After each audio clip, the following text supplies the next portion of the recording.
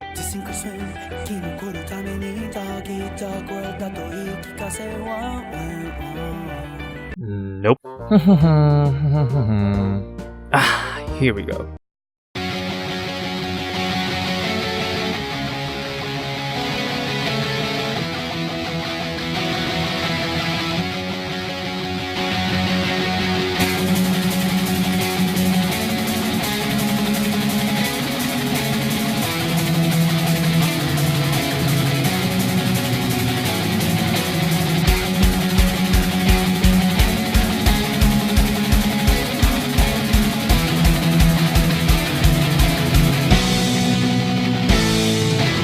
Let's start off with what's obvious to why this show is just amazing. It looks fantastic. The fight's fluid. The story so far is great because the characters won't bore you to death. But personally though, if there isn't anything more to Thorfinn than the revenge zombie character that has been showing so far, I just might give up on this guy and mute the damn show whenever he appears on screen.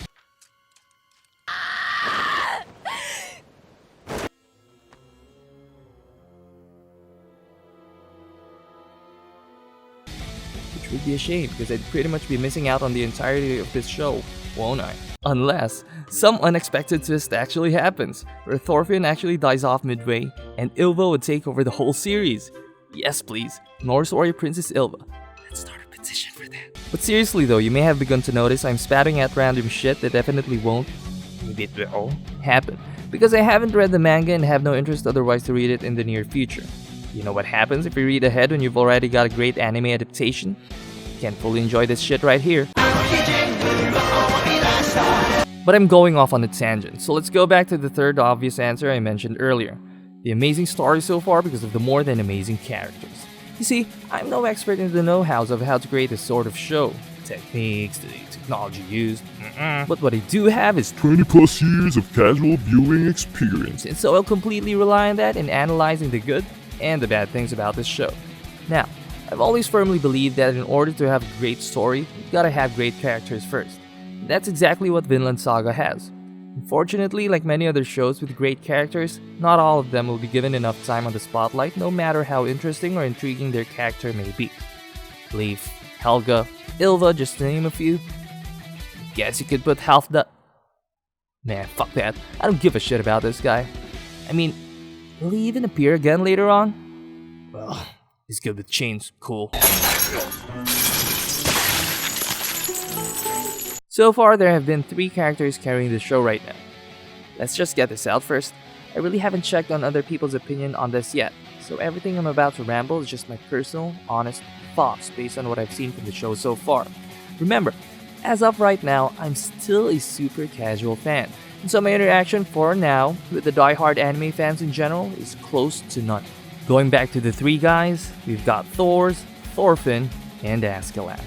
Of course, let's start off with the guy that introduced us to the great world of Vinland Saga.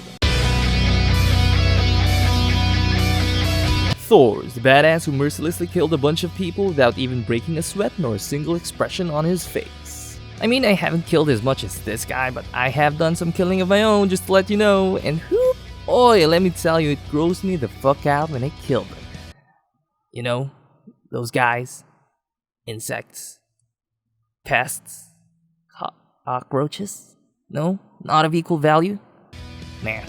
But seriously though, this guy is cool as fuck, but since we are including the latest episode in this discussion, all of you are pretty much aware by now that the badass opening was all just a ruse for Thors to actually escape and try his hand on a more normal life. That he did have. For a while. Honestly though, as I was watching this scene right here, the villagers with the simple and blissful life they were having, it almost broke my heart when the Elms Vikings arrived and had to end all that. I mean, I know some big shit was about to go down because in this sort of show, it's almost a requirement to have a peaceful place such as this one get fucked one way or another. Though, I wasn't specifically thinking that the Elms Vikings were the guys that were about to fuck things up. 強いんすか?強い。あまりに強くて、ベンドランド王などは彼らから税金を取れないでいるほどさ。北海最強を自負する軍団だ。Anyway, let's talk more about Thors and what he's become after faking his death in the previous battle we were shown. He was happy, living a simple and very fulfilling life with the villagers who clearly had no idea that he was a killing machine before becoming their leader. And with his family, he successfully became a good husband and a great father to both his children. a far cry from what he was before during his days as a soldier. Sadly, all of that must come to an end for Thors. Well, to be fair, that is karma for him. He did kill all those people. Now, fortunately enough for the villagers, the Yalms, Vikings, and most especially Floki were scared shitless of Thors, so they were forced to make a deal with him, serve their king once more, and go to battle once again and do the shit he did earlier in the show, or let the Yalms Vikings kill off every man, woman, and child in the village. Of course, Thors agreed to serve the king once again, but as we've come to learn, that deal was worth shit. Look on the bright side, we are now introduced to this guy. God, I love this character. But let's talk about him later, saving the best for last as they say, and let's move along to the least interesting character of the three, Thorfinn, and his interaction with his father so far and how it's been affecting my viewing experience. Now, it's not like I hate him all the time, he just has his moments. But let's set that aside and talk more about the impression that Thors left his son. Though Thorfinn initially didn't have a clue of his father's warrior past, watching his reaction towards Leif's story and how they came to settle in the land they live in currently, how his ancestors cowardly escaped from a tyrant, I could see that Thorfinn, somewhere inside him, he knew that his father was the strongest and bravest person there is, and had a hard time accepting that his father would be as cowardly as Leif's story would allude to. Not a coward! But clearly, though Thors may not have intentionally done this, that was not what he wanted Thorfinn to learn from him.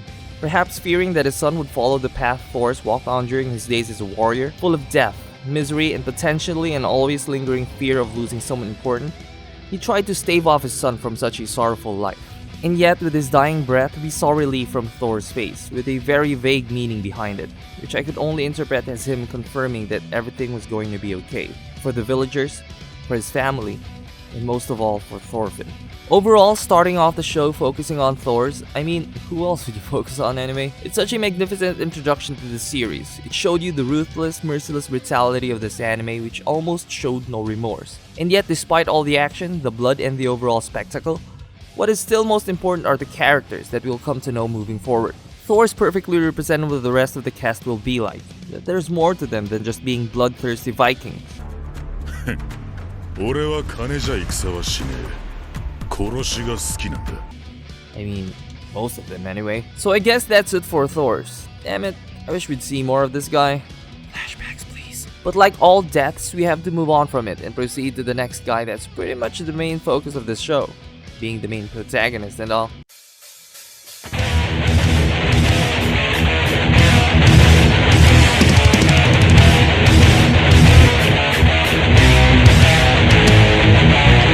Earlier, I talked about Thorfinn focusing more on his interaction with his father, but now I want to highlight how he's really affected Thorfinn.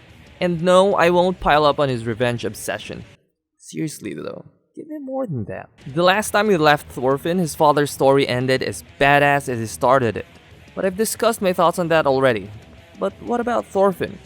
What has become of him now that his father's gone? The man he only just recently seen himself was a man among men. A warrior of great caliber, whose qualities his peers could only emulate.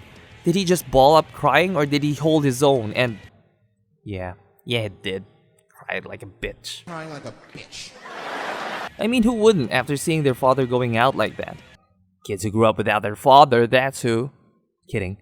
But I know it's so cliche to take the revenge route after the events that unfolded, but it actually took a really interesting turn and made a great impression on me because of the fact that he still upheld the principles his father wanted him to live by. 俺はトールズの息子だ。そんな卑怯なことができるか！ Despite being driven by rage now, Thorfinn could still suppress himself from attempting to kill Askeladd in a dishonorable way, like not following the rules of a duel. And that in turn made his development as a warrior more worthy of appreciation. Because let's face it, if he just acted up and rushed towards Askeladd, I'm pretty sure by now he'd actually be honing onto Ylva, as she magically transforms into magical Norse warrior princess Ylva to take on the role of the main protagonist. I'm still hoping for that. But seriously though, I don't know, is it intentional? Is Thorfinn really just biding his time, leveling up along the way while giving his services to Askeladd, the man who killed his father so as to patiently learn how to execute him? Or am I just being too kind towards Thorfinn and is actually just a mindless punk now, only thinking of how to take his revenge in an honorable and naive way? Whatever the case may be, the fact of the matter is, he still hasn't lost the chance of actually killing his target. Ironically, because of Askeladd himself. It's really astonishing how the relationship has developed so far. From the man who killed his father, the enemy who Thorfinn is now sworn to kill with his own hands, to being, I don't know, Askeladd truly using Thorfinn only as a tool, constantly using himself as bait so as to prolong the illusion of Thorfinn's chance at revenge, but is actually slowly convincing Thorfinn to see Askeladd as the man who helped him become the warrior that he always wanted himself to become, and would come to realize that Askeladd hasn't only done enough to be forgiven, but to actually be indebted to it. Now Thorfinn can only force himself to pledge his loyalty to the man he once knew as an enemy, and if Thorfinn doesn't, would be killed off instead when he's become too much of a threat or would no longer need him. Or does Askeladd actually feel remorse and thinks that he now owes Thors a debt for not finishing him off? And this is his way of repaying the man who spared him, by secretly teaching and training his son. Well, I'm just letting my imagination go wild now, making a stronger case on just how casual I am. Whatever it is, it's a very interesting dynamic that I'm really looking forward to on how and where everything would end up. Now, before taking a closer look at Askeladd, I actually want to put the spotlight on this guy first, and how excited I am of his possible interaction with Thorfinn. It would be funny though if Thorkel didn't give a shit about the fact that Thorfinn's the son of the man he fought alongside back then, and was only interested in picking up where they left off. But of course, speculation, again, is the next best thing I can do with this character, so here it goes.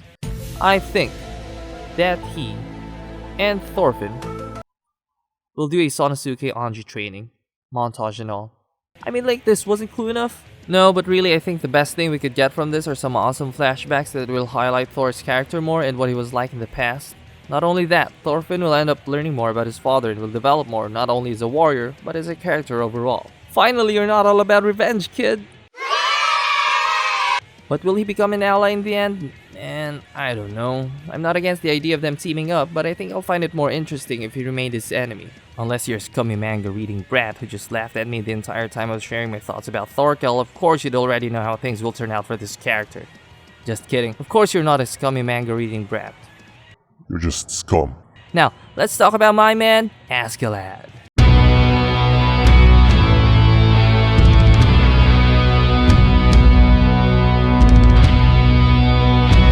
Who doesn't love anti-heroes?